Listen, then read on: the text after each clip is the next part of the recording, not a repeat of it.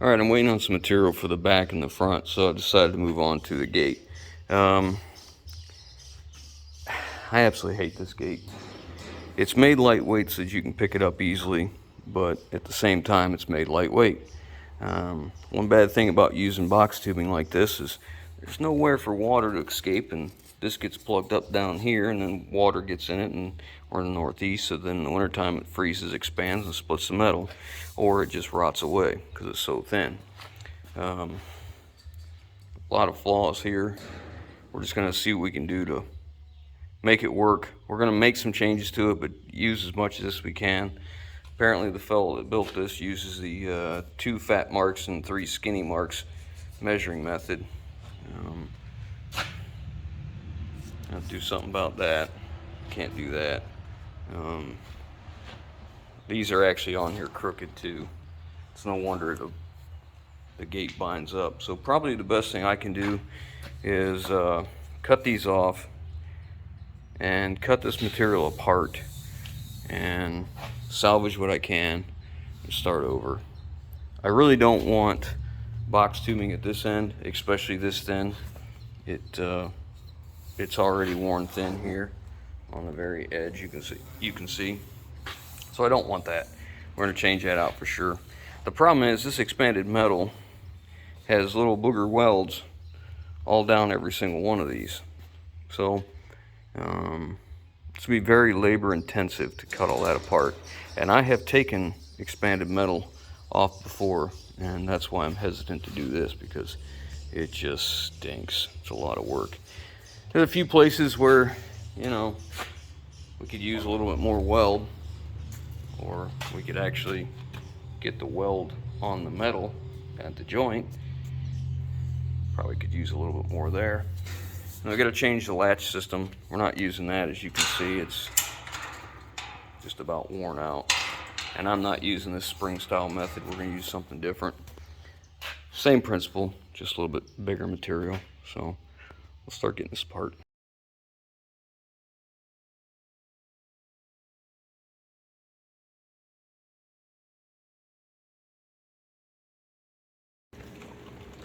So I want to cut all these loose, but I don't want to come in this way and grind on it, and I don't want to ruin this expanded metal because I want to use it again. So all I do is take a putty knife, and I'll get in underneath here, or, you know, anything, a pry bar, and pry this up a little bit, just enough. I use that and then an old screw chisel and just pry it up just enough to get my cutting wheel underneath it, and then I just come in and slice it from the back side and break it loose.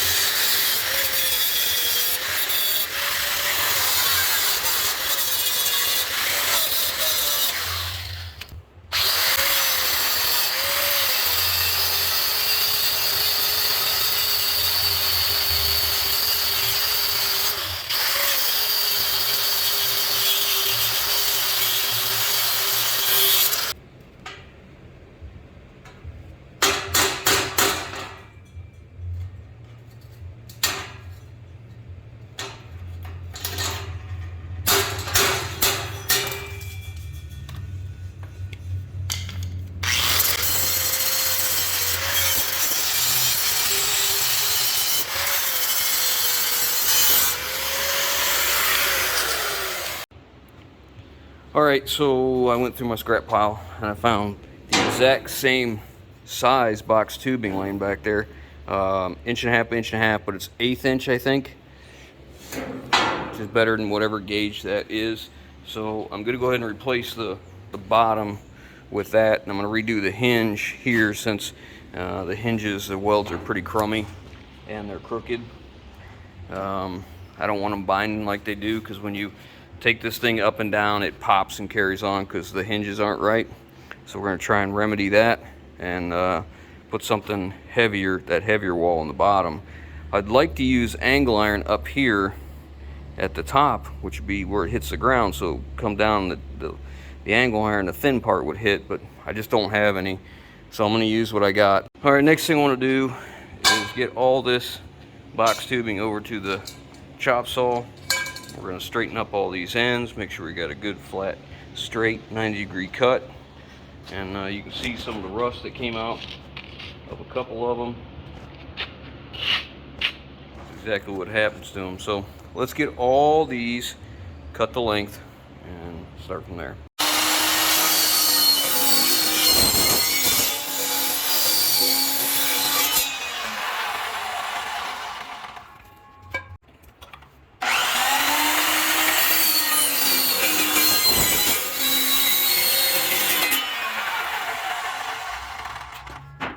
Cutting all these, getting ready to go, and just checking them. Ran my straight edge across this box tube. I wanted to see how straight it was. Yeah, just a slight bow. Guess we'll put that going the opposite way, so we're pushing down on that this time instead of it going the other way and looking like a banana. So we'll check the orientation of all these before we put them in and see if we can get the bow out of them. This is an outside one too, where the latch was.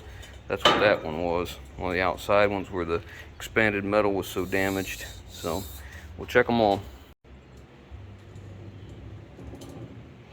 You know, a lot of guys have made mention the last part of this video, why don't I just go build a new one? You know, go buy the steel and just build one. To that, I tell you that even though I'm basically resurrecting this trailer, I'll have a far less amount of money in this thing than I would if I was buying new steel. The steel to build this trailer right now would cost me thousands of dollars. Absolutely thousands of dollars. So even though this is a lot of work, a lot of grief, a lot of aggravation, it's still cost effective, and the fact that it'll be built the way I want it, and it'll suit my needs. Hey, look, here's one that's not bent. This must have been the middle one. That one's flat. There's 1 out of 4 so far, or 1 out of 5, I guess that would be. So this trailer, as many of them are made, they make the hinge out of 2 pieces and of pipe, and they put a pin in it, and it's usually sloppy. That's not too bad, really. But it ends up that when you're going down the road, ooh, that's still hot. This part here rubs on here and creates a flat spot, and it binds up, especially if you get these in crooked like this is. You can see it's less up here, more up here. So I just put a spacer between the two. I just took a piece of 3/8 plate and cut it down to 1 inch by 3 inch and welded it in, and now we're up above that right there. You see the light down in there, so it'll be a little easier on the pin and on the hinge. I am going to put a grease fitting in here. I just want to weld that first, let it cool, that way it didn't distort it after I drilled the hole. Now I was going to shift that up just a little bit this way so that it would go up and over, but wouldn't left me a lot of room to weld, so I went with that. Next is, I've got all my new metal cut. I'm using, well, new scrap metal for the outside edges, so that's the good heavy stuff, or the heavier stuff for that part and for the top, and then we're going to fill in with the original stuff in the middle. Of course, now we have 2 extras of these to go in the middle, plus we have these two pieces over here to use, which is good because I have an idea for them. We'll see how well it turns out and how well it works. Well, there's the first oops of the day. Maybe you guys can spot it. Let me get it fixed. Alright, well, maybe some of you call it a mistake. Alright, so now the next thing I'm doing is squaring up the uprights. So I need to make sure that they are square here and also in the same plane. So I don't want this one to be lower or higher than this one and have a twist in the gate.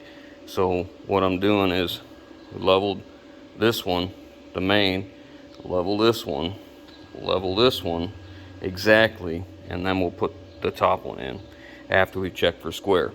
And I can't show you because I can't hold the camera and the tape measure, but we're 94 1/4 checking for square. Measure from that corner to that corner, and then that corner to that corner. We should have the same measurement, which is 94 1/4, and we do.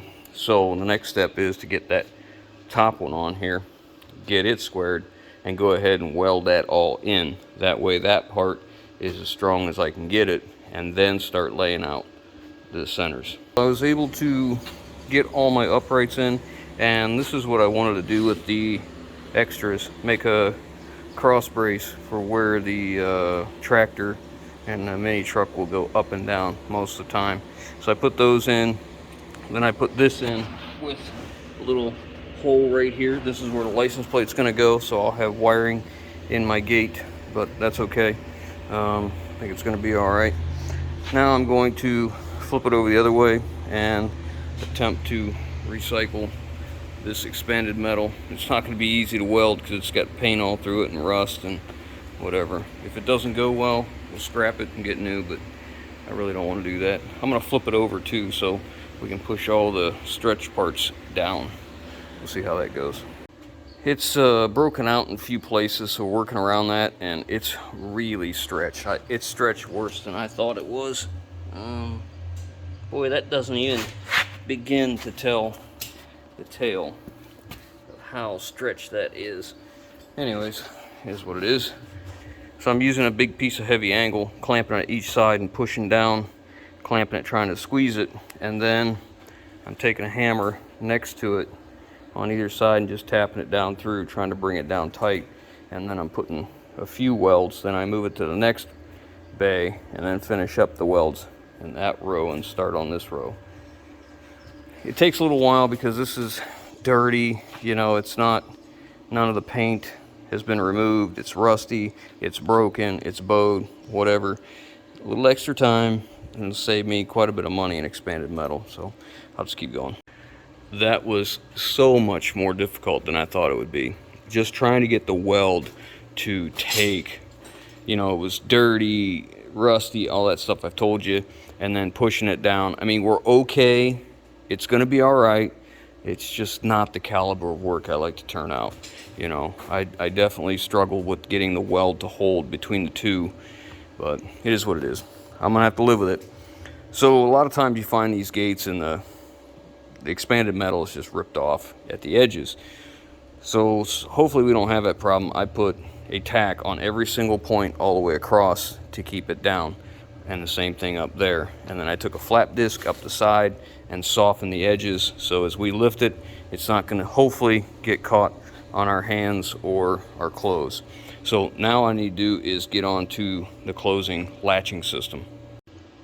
All right, so the type of latch system I want to use is not going to work with this upright being out of plumb like that, because what I want to do is take a piece of pipe, tubing, and I want to cut it into 3 sections. Imagine, if you will, a 3-inch section, a 3-inch section, a 3-inch section. So you have one 3-inch section on here, one on here, and another one on here, and then they all line up, and then this bar slides right down in there with a T on it. Bend this at a 90 for a handle, and that keeps the rattling down to a minimum. The problem is I can't do that right now because this is leaning out so far, and I knew this was an issue before I started doing the gate, and I knew I'd have to do something So what I think I'm gonna do is come in here to the bottom of this rail right here, this tubing, slice the tubing just on the back sides, right there, and if need be right there. And I'm gonna put a ratchet strap around this and pull from my new holes over there, pull it tight, and then weld it back in and see if we can get it straight enough to make it work the way I want it.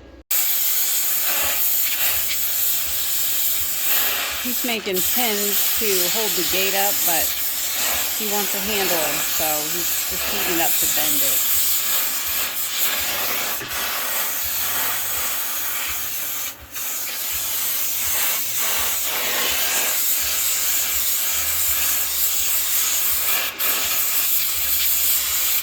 There you go.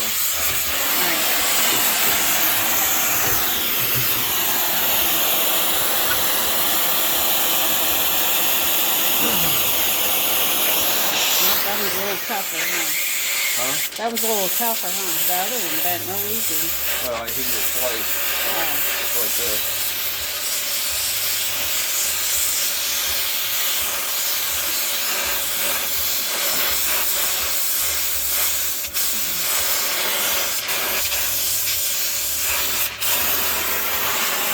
Are you getting caught on something?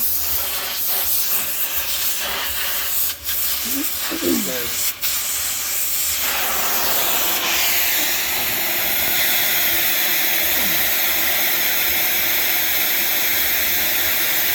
Ice is moving a little bit.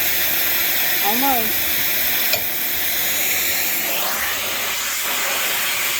The shorter the distance you heat it, the tighter the radius you get.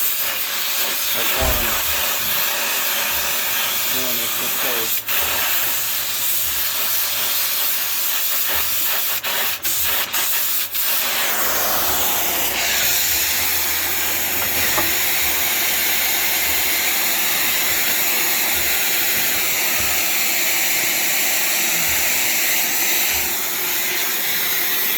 Yeah, I'm gonna burn you.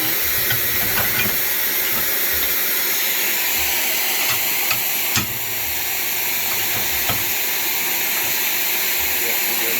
Okay.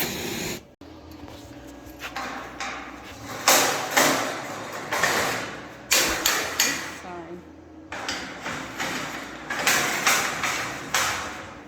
So nice and tight bend.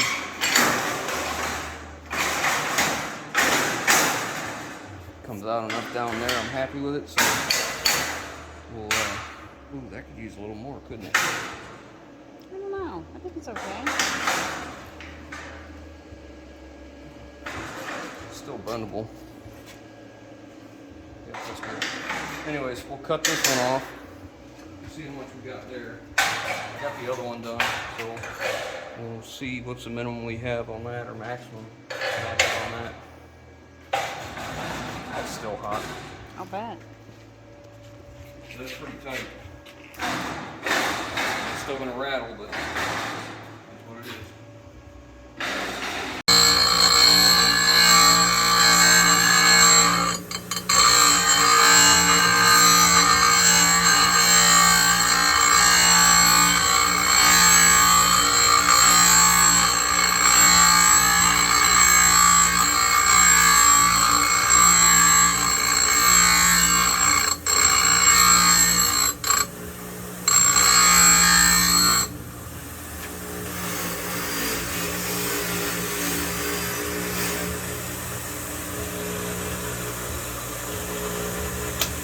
See how much?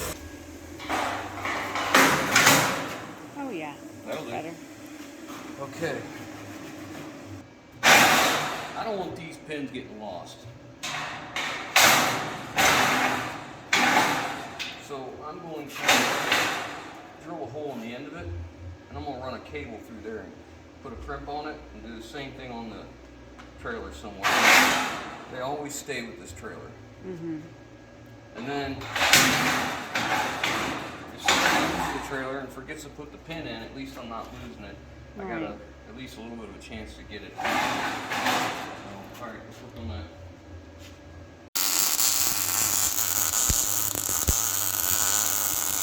instead of the cable idea, he's gonna put another bracket there, like one of these, just to put the pin in when we have the gate down.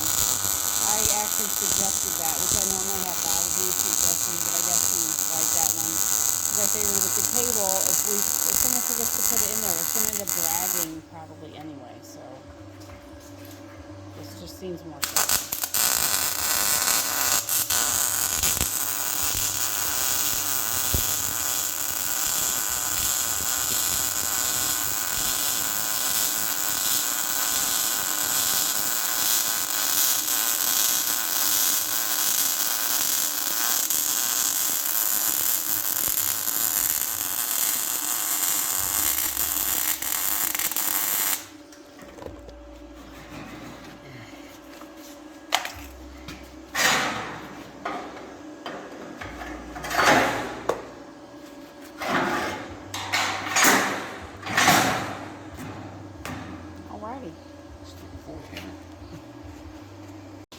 All right, so the gate locking pins, or whatever you want to call them, latch system is done.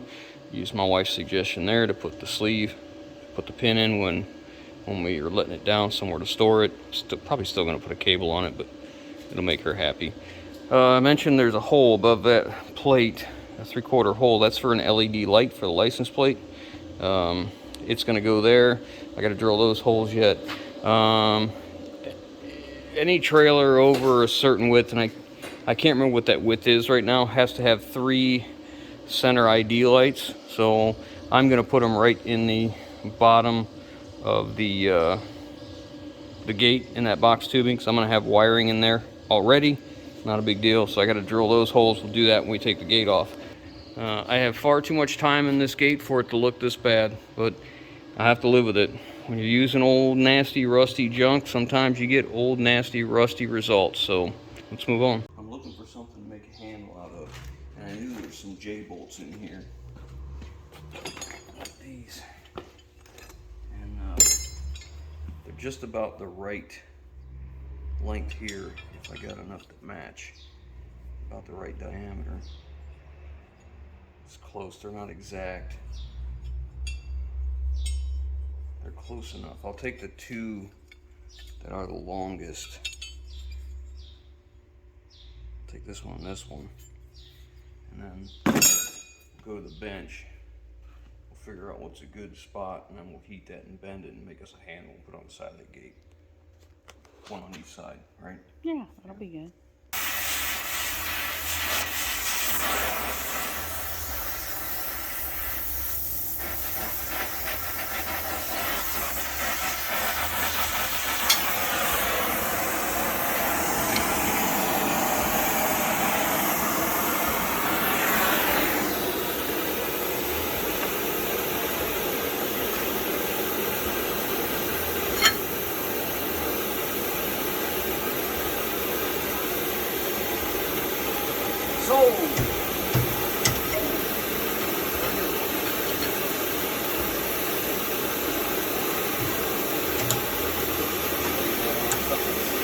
Flat in the same plane.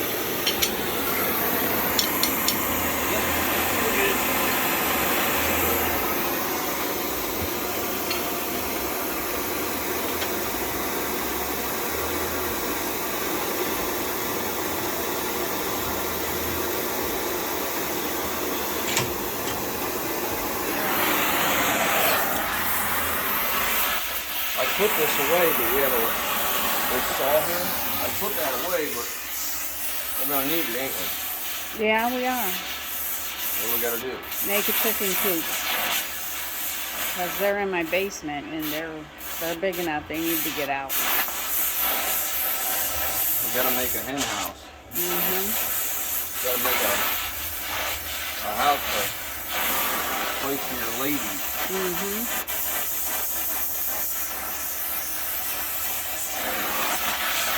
I guess we're gonna build it from scratch.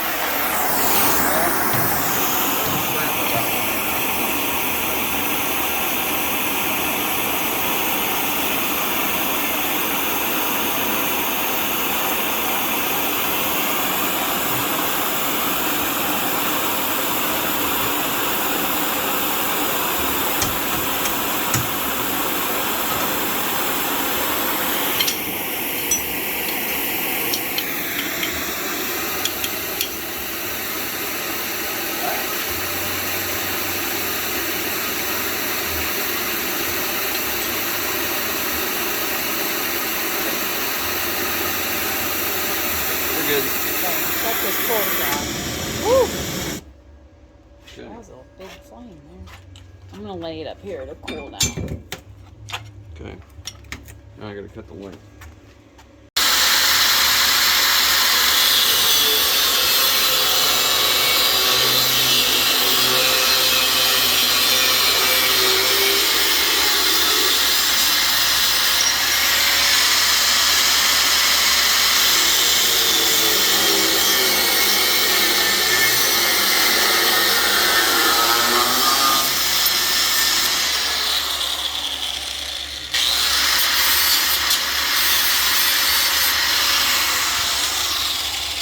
Tell you what, if I don't have to hear a grinder anytime soon, I'll be pretty happy. I believe my patience level with this project is right there.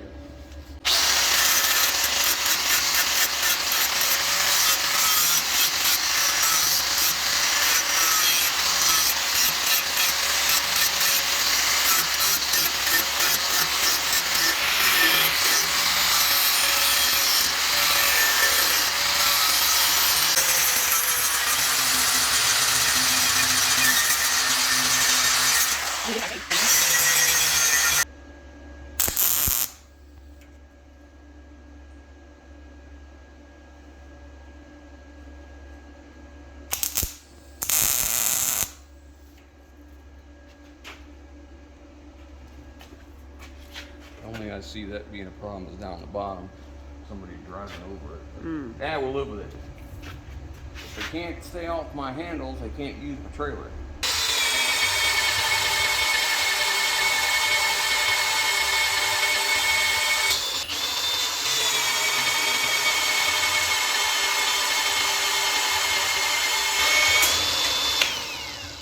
All right, all my holes are drilled for the lights on the bottom. That's right, lights on the bottom, all the way across, 3/4 LEDs. Got my holes drilled for my license plate, because that's where that's going. And a lot of guys will notice that these are not where they traditionally are in a utility trailer. Typically, they'll come in just a little bit, and they'll put another upright, then they'll run the cross braces, and then the next upright. That doesn't matter to me. That doesn't suit my needs. Her mini truck and the tractor, that's where we'd like to have them. Plus, this may get a vehicle put on it at some point, so that's where I want them. That's where I'm putting them. Now we're going to flip it over, our water drain holes, whatever you want to call them, and all the uprights. Get at that. Both of my grease fittings in, so that makes the gate completely done now, so we're ready to move on.